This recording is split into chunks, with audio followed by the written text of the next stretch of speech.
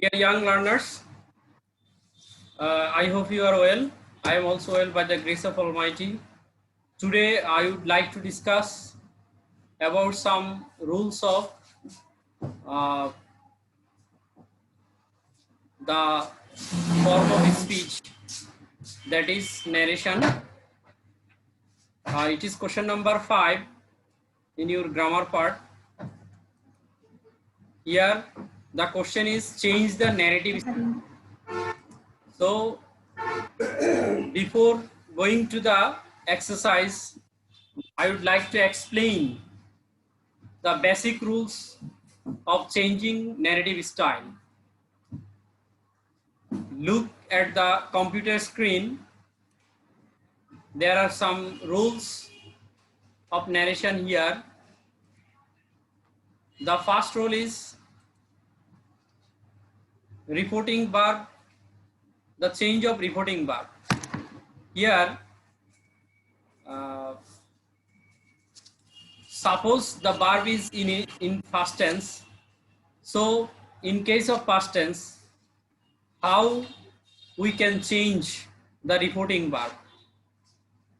The change of reporting verb depends on the sentence pattern, that is assertive, interrogative, imperative, objective, exclamatory. There are 5 kinds of sentence according to the meaning. They are assertive, imperative, objective, exclamatory, interrogative, etc. Now, we have to recognize the given sentence in the reported speech. If the sentence is in assertive, then said will be replaced by told if object is given. Then if the sentence is in interrogative, said will be replaced by asked.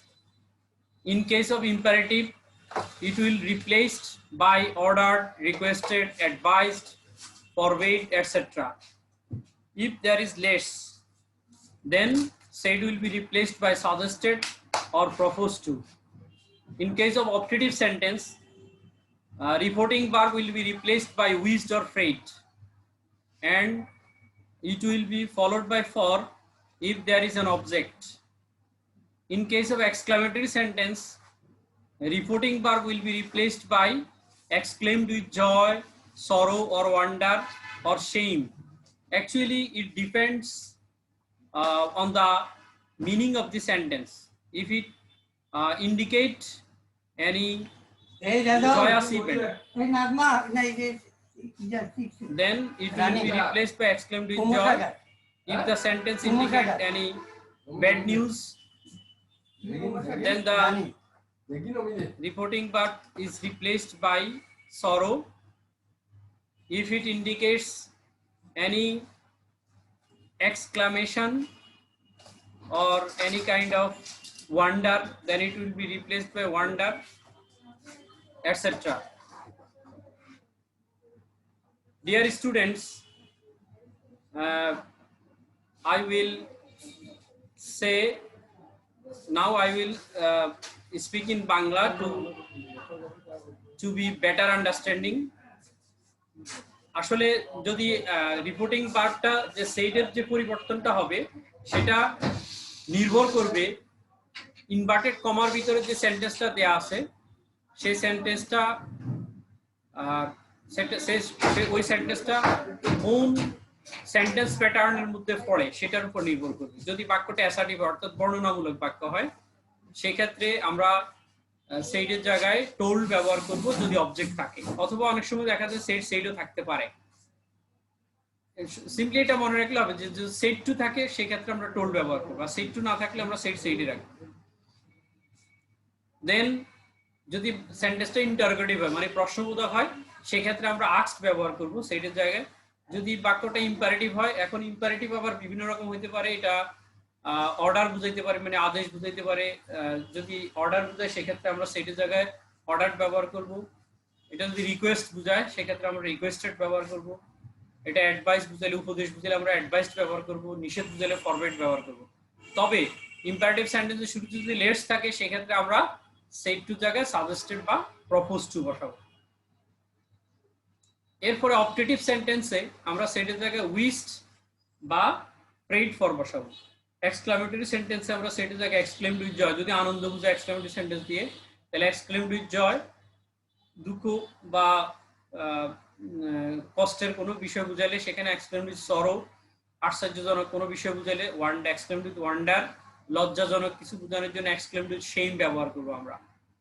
এখানে একটা note আছে দেখো, বাক্যের mood অনুযায়ী আরো কিছু reporting verb বসতে পারে। এটা আসলে উচ্চতর দক্ষতা, অর্থাৎ আমরা উপরের যেই রিপোর্টিং ভার্ব গুলো এগুলোর পরিবর্তে নিচের এই রিপোর্টিং ভার্ব গুলো বসাতে পারি। এগুলো হচ্ছে accused, admitted, agreed, begged, apologised, boasted, complained, denied, explained, invited, offered, promised, replied, thought, added, further, also said, answered, responded, swore, bait, expected, hoped, demanded, etc.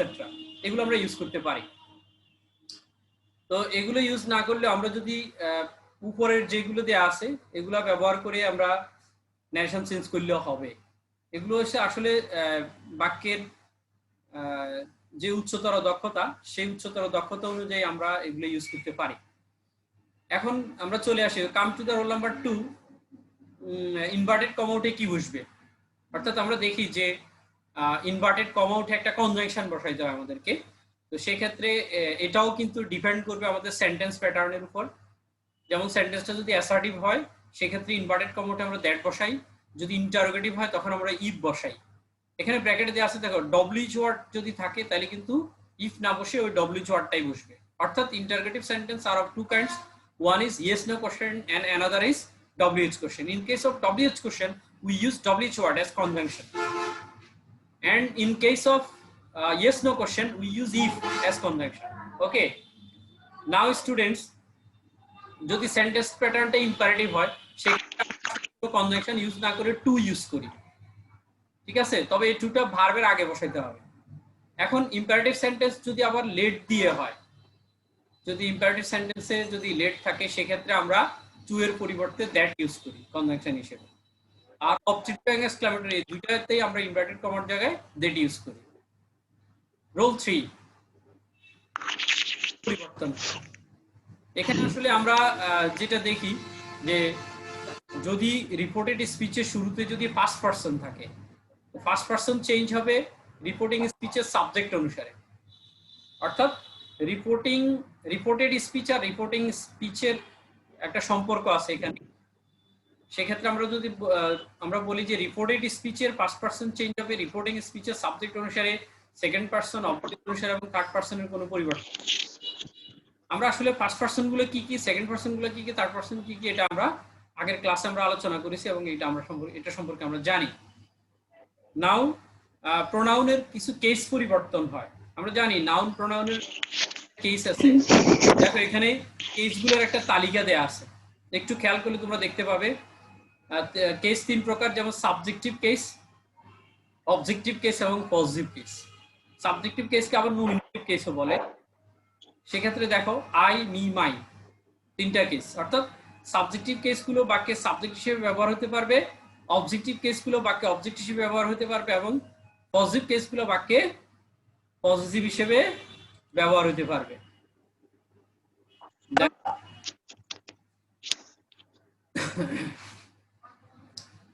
এভাবে এখানে she, her, they, them, their, he, him, his, etc. এখানে একটা note দেওয়া আছে দেখো, we দ্বারা মানব জাতি বুঝালে তার পরিবর্তন হয় না, আবার এডিটোরিয়াল উইর পরিবর্তে ইট বসে। এখানে এডিটোরিয়াল উই বলতে, এডিটোরিয়াল মানে হচ্ছে সম্পাদকীয় উই এর পরিবর্তে আমরা ইট ব্যবহার করি। আচ্ছা, তো পরে আমরা টেন্সের পরিবর্তন। টেন্সের পরিবর্তনটা এখানে সিম্পলি দেখানো হয়েছে। দেখো প্রেজেন্ট টেন্সের 4 ফর্মস ফলো করবে পাস্ট টেন্সের 4 ফর্মসকে। এটা সিকোয়েন্সিয়ালি হবে, মানে ধারাবাহিকভাবে। অর্থাৎ প্রেজেন্ট ইনডেফিনিট হবে পাস্ট ইনডেফিনিট, তারপরে প্রেজেন্ট কন্টিনিউয়াস হবে ফার্স্ট কন্টিনিউয়াস, প্রেজেন্ট পারফেক্ট হবে first perfect, present perfect continuous হয়ে যাবে ফার্স্ট পারফেক্ট কন্টিনিউয়াস। আবার যদি সিম্পল বা ফার্স্ট ইনডেফিনিট থাকে সেটা হবে ফার্স্ট পারফেক্ট, আর ফার্স্ট কন্টিনিউয়াস হবে পারফেক্ট কন্টিনিউয়াস। আর দুইটা টেন্স পরিবর্তন হয় না, সেটা হচ্ছে ফার্স্ট পারফেক্ট এবং ফার্স্ট পারফেক্ট কন্টিনিউয়াস টেন্স, এই দুইটা টেন্স পরিবর্তন হবে না। আর যদি ফিউচার থাকে তাহলে ফিউচার হয়ে যাবে ফিউচার ইন দ্য ফার্স্ট, মানে শ্যাল উইলের পরিবর্তে শুড বা উড ব্যবহার হবে, এটা হচ্ছে ফিউচার ইন দ্য ফার্স্ট। আর মডেলগুলো থাকলে মডেলগুলোর ফার্স্ট ফর্ম হয়ে যাবে, এর নিচে এখানে মডেলগুলোর ফার্স্ট ফর্ম দেওয়া আছে দেখো। আর যদি ফার্স্ট ফর্মের মডেল থাকে সেক্ষেত্রে এগুলো আনচেঞ্জ থাকবে। অ্যাকচুয়ালি টেন্সের যে পরিবর্তনটা সেটা সেটা আমরা এভাবে বলতে পারি যে in narration tense will go one step back. Narration আসলে টেন্স এক ধাপ পেছনে যায়, অর্থাৎ প্রেজেন্ট ইনডেফিনিট থাকলে ফার্স্ট ইনডেফিনিট, আবার পাস্ট ইনডেফিনিট থাকলে ফার্স্ট পারফেক্ট। নাও এ কোশ্চেন মে অ্যারাইজ যে if it is in the first perfect then what will be, অর্থাৎ ফার্স্ট পারফেক্ট থাকলে কি হবে।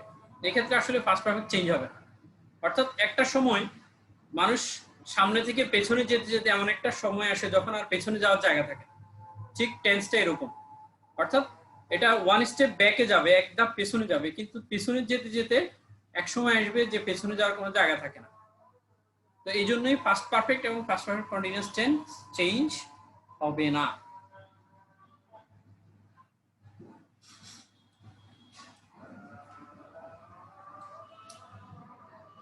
এখানে তোমাদের সুবিধার জন্য দেখো শর্টকাট চেঞ্জ অফ টেন্স, যাদের হয়তো টেন্সের স্ট্রাকচারে বা টেন্সের ফর্ম চিনতে যাদের প্রবলেম আছে, এরা শর্টকাট চেঞ্জটা মুখস্থ করে নিলে হবে। এখানে কি দেওয়া আছে দেখো, যদি ডাইরেক্ট ন্যারেশনে যদি অ্যামিজার থাকে, ইনডাইরেক্ট ন্যারেশনে তাও ওয়াজ ওয়্যার হয়ে যাবে। অ্যামিজার থাকলে কি হবে, ওয়াজ ওয়্যার হয়ে যাবে, এটা মুখস্থ করে নিবে। আবার যদি ওয়াজ ওয়্যার দেওয়া থাকে সেটা হ্যাড বিন হয়ে যাবে, যদি ডু ডাজ দেওয়া থাকে সেটা ডিড হয়ে যাবে। Did will be change as had. তারপরে যদি ডিড এখানে দুই রকমের দেওয়া আছে, একটা হলো হেল্পিং ভার্ব, দেখো ব্র্যাকেটে এইচ বি লেখা আছে, এইচ বি মানে হেল্পিং ভার্ব, আর এমবি যেটা দেওয়া আছে এমবি মানে মেইন ভার্ব। ডিড যদি হেল্পিং ভার্ব হয় তাহলে ডিডটা হ্যাড হবে, আর ডিড যদি মেইন ভার্ব হয় তাহলে ডিড হ্যাড ডান হয়ে যাবে। আবার হ্যাভেস থাকলে হ্যাড হবে, হ্যাড থাকলে হ্যাডই থাকবে, হ্যাড চেঞ্জ হবে না। কিন্তু হ্যাড যদি মেইন ভার্ব হয় এবং ওই হ্যাড দিয়ে যদি ভিন্ন অর্থ প্রকাশ করে তাহলে কিন্তু হ্যাড ডাবল হয়ে যাবে, হ্যাড হ্যাড, বা ওটা টেন্স অনুযায়ী চেঞ্জ হবে। তারপরে ভার্বের বেস ফর্ম যদি দেওয়া থাকে বা বিএস ফর্ম দেওয়া থাকে সেটা ফার্স্ট ফর্ম হয়ে যাবে, আর যদি ফার্স্ট ফর্ম দেওয়া থাকে সেটা হ্যাড প্লাস ফার্স্ট পার্টিসিপল হয়ে যাবে। আমরা উদাহরণ দিয়ে বলতে পারি, যেমন ইট থাকলে এইচ হবে, ইট থাকলে হ্যাড ইটেন হবে, টেক থাকলে টুক হবে, টুক থাকলে হ্যাড টেকেন হবে, আবার হ্যাড টেকেন থাকলে কিন্তু চেঞ্জ হবে না, এটসেট্রা ইত্যাদি। এভাবে সবগুলো ভার্ব এভাবে চেঞ্জ হবে। তবে একটা জিনিস মনে রাখতে হবে আমাদের, যদি একাধিক ভার্ব থাকে, একসাথে যদি দুইটা তিনটা ভার্ব থাকে সেক্ষেত্রে একটাই চেঞ্জ হয়, বাকি ভার্বগুলো কিন্তু চেঞ্জ হবে না। এখানে একটা নোট আছে দেখো, অ্যাফার্মেটিভ ইন্টারোগেটিভে মানে হ্যাঁ বোধক প্রশ্নবোধক বাক্যে হেল্পিং ভার্ব হিসেবে ডু ডাজ বসলে তা উঠে যাবে। দেখো ডু ডাজ থাকলে তা উঠে যাবে এবং মূল ভার্বের ফার্স্ট ফর্ম হবে। বাক্যে একাধিক হেল্পিং ভার্ব থাকলে শুধু প্রথমটি পরিবর্তন হবে, মানে হেল্পিং ভার্ব যদি দুইটা তিনটা থাকে তাহলে প্রথমটাই চেঞ্জ হবে, বাকিগুলো চেঞ্জ হবে না। হেল্পিং ভার্বের পর মূল ভার্ব থাকলে শুধু হেল্পিং ভার্ব পরিবর্তন হবে, মূল ভার্ব পরিবর্তন হবে না। To plus verb, verb plus ING এবং ভার্বের পাস্ট পার্টিসিপলের কোনো পরিবর্তন হবে না। Now come to the rule 5, time or place, অর্থাৎ অ্যাডভার্ব যে চেঞ্জ হবে সেটা time or place change.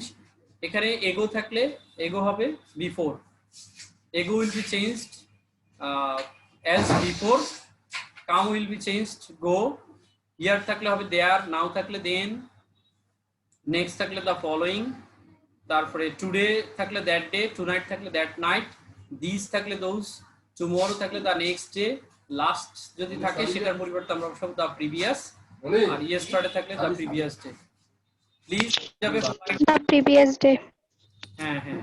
R politely যদি স্যার থাকে এটা আমরা পরিবর্তন করব রেসপেক্টফুলি। এক্ষেত্রে যদি ম্যাডাম দেয়া থাকে আমরা রেসপেক্টফুলিতে কনভার্ট করব। তারপরে ইয়েস নো এগুলো কনভার্টেড হয়ে যাবে replied in the affirmative or negative. Okay, this 5 rules are most important.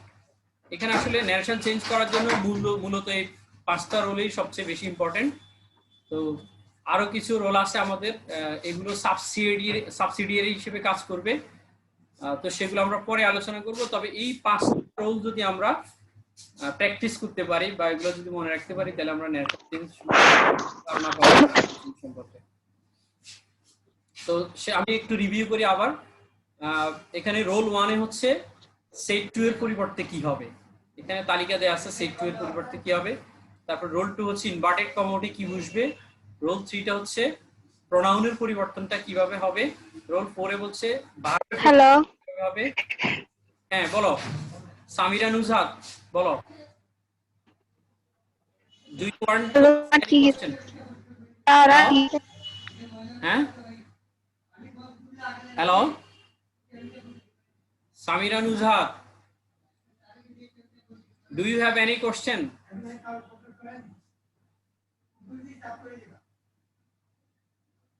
আচ্ছা